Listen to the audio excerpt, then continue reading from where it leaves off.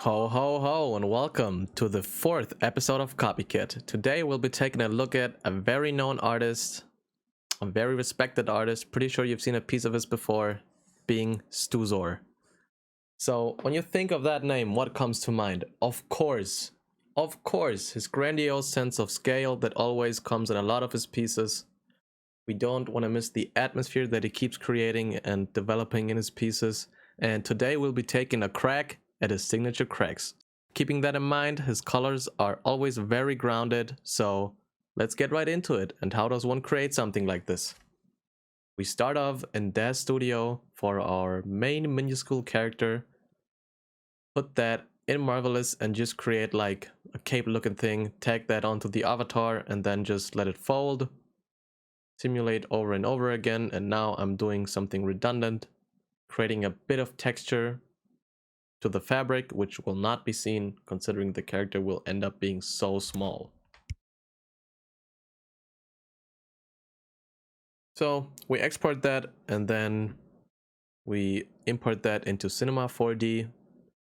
We already have our head prepared, just a basic Daz head that was cut off.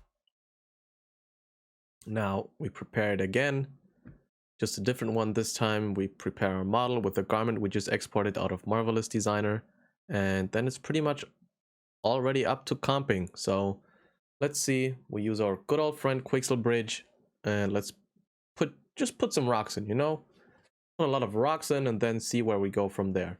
We're trying to find a composition right now that works, and I'm layering rocks and then doing his signature cracks, which turns out the old way doesn't work anymore. So we had to find a little workaround which works just fine. The full-length process of this is on my Patreon. It's 4 hours, 47 minutes. It includes the Cinema4D project file. So if you are interested in that, take a look at patreon.com/carlyfets. You can find all of that on there. And as we proceed, we got our cracks done. Now we are displacing the face to get a bit more texture in as well. Bring in another material, namely from our good friend Bridge again. Put that onto the character and then it's off to the races with lighting, putting in the first HDRI, and now I'm trying a bunch of stuff which ended up not really working because you can't really control noise or fog volumes that well with Octane lighting. So I did a bunch of stuff just to say, that doesn't work for me. You can exclude the lights, so I'm starting a new scene. Making it a bit more grounded, I'm placing a plane with some water puddles and some landscape stuff in the back.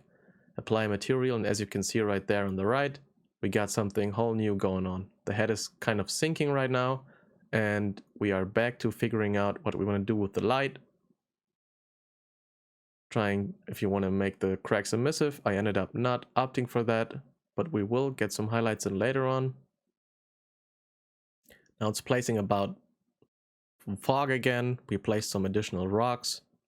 We just need to get the atmosphere right. So I'm trying a bunch of stuff with lighting, with regular Octane lights, and making sure they are not visible in the fog volume because we do not want the nasty outlines. I am now trying more stuff with some rocks, as you can see, just playing with the materials and then applying some new fog volumes for the ground level. Using a noise texture for the displacement of the fog itself. Having one in the middle area and then one in the foreground. Now I'm trying to find some additional stuff that we can maybe fill the scene with. This being like, like 2001 monoliths type stuff. I opt not to do that. Instead, I'm doing some more lighting stuff, see what works. Of course, pre-rendering takes a bit if we have a scene full of noise, so we could have also opted to do all of that in post with the Z depth pass, but I wanted to do it in camera. I'm now trying some more stuff to fill the composition, but that doesn't really work either, but it's always trial and error. So you just see what works, you see what lighting works, you see what you want to do with the material. So right here, I'm doing what he does sometimes is filling the cracks with like gold a bit to get an additional sense of highlight going on. And now it's back to the races with, once again, our good friend Quixel What would I do without you? So I'm finding some rocks that I can place for the composition, just to find something that makes sense. So we just stretch and we move around, we rotate around, we try some different light, we try different HDRIs.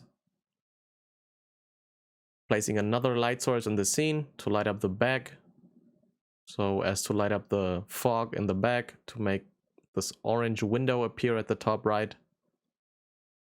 And yeah, now it's about a bit more detail work, trying to fine-tune the displacement and the ground and all the rocks in the middle ground, or in the middle rather, see what fits. Fiddling around with the density of the fog, and you know, I decided to get rid of the water at that point. So I just wanted to focus on the fog itself and the rocks in front of the head, so it all kind of comes together nicely. Now I'm just cleaning up my scene, so you guys can download that on Patreon, as I mentioned before. So you have a easy to use and nice to look at scene that you can use for, you know, just practicing, seeing how something like this comes together. And here we are in Photoshop, starting to do some post work, color correction, adding additional atmosphere details. So using like fog clouds and then just, you know, ironing out some details here and there that might have got overlooked in the main render. Just using After Effects right here for some additional light effects that I will dial down a lot by the end, but it's just to give this additional feeling of atmosphere, some additional punch to the whole thing. Particles, can't miss particles, and now I'm dialing in the sky in the back, just very faintly, very faintly, and we are pretty much done with this piece. So it's just a bunch of tweaking, a bunch of seeing what works and what doesn't, getting the right ratio down, and yeah, I hope you enjoyed the process. And if you're interested in the full-length 4-hour and 50-minute process video that is also commentated as I'm going along creating this piece, you can check me out on Patreon.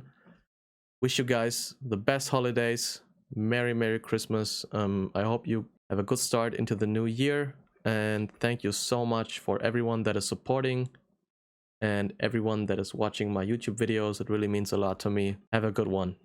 Love you guys.